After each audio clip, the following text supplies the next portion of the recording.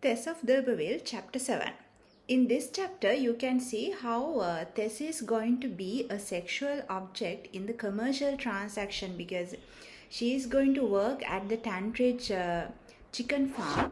There she is going to work as a servant, and but her mother's, her father's, their expectation it's somewhat different. They are expecting Tess to find a partner there and to have a marriage there and to improve their social status by using Tess as a sexual object.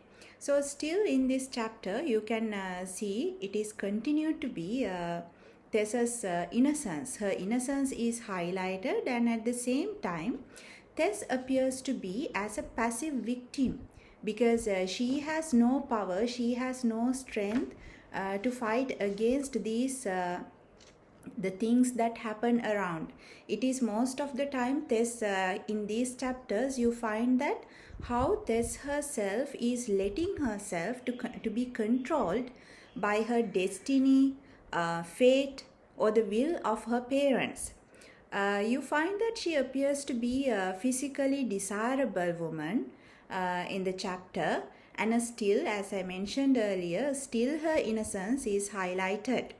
And also, as Hardy mentions, Hardy talks about, expresses about the margins and the borders, like she is on the border of the girlhood and the womanhood. Like we have girlhood and then womanhood, but in between that you find the adolescence. Tess was, I mentioned in the previous chapter, she was just 17 years old, and you find her as an adolescent.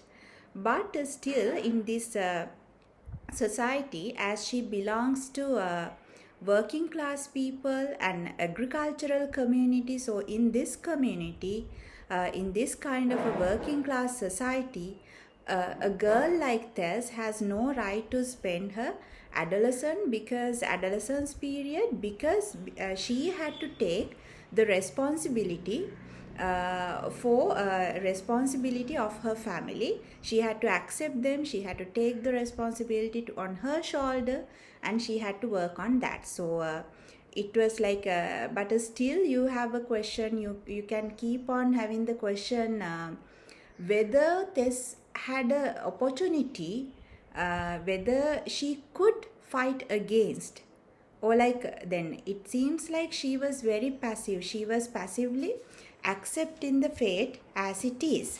And also the fact that using her as a sexual object in this transactional so the commercial transaction in this, she is a sexual object, she is used like that. And also when it comes to Tess's parents, still in these chapters you can see, and this chapter 7 it is especially highlighted, John, Tess's mother, her poor understanding, how she was blind to the reality. Because she even she at some instances she could understand the reality. She could completely understand that Alec was not ready to marry Tess, but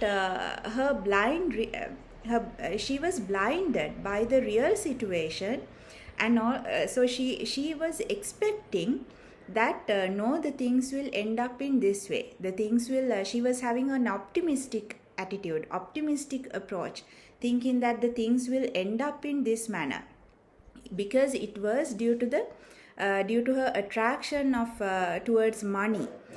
She was and also she has the expectations to see that her daughter will end up marrying a wealthy man, and it will help to improve their social status.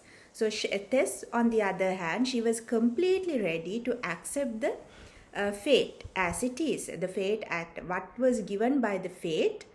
She was ready to accept that.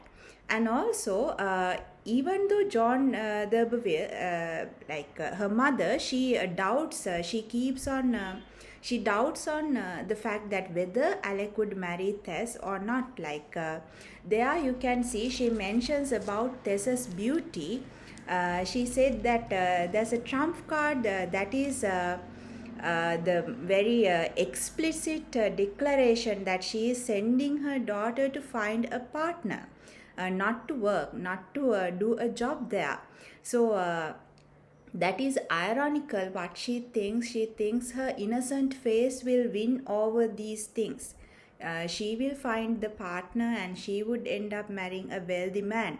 But that is really ironical. That becomes ironical throughout the story, because Tessa's beauty that becomes the that became the you can say that became the predatory factor. She became became a predatory factor to attract the wealthy men. She was Tess was using her beauty, became very persuasive, and she could attract the wealthy men, and that end up being because at that time most of these kind of sexual relationships end up being not end up being the marriage, but most of these kind of relationships end up getting pregnant. So as you can see in the next few chapters, Tess became how Tess become pregnant, and how she could and how she gave the birth to a child without a father for the child,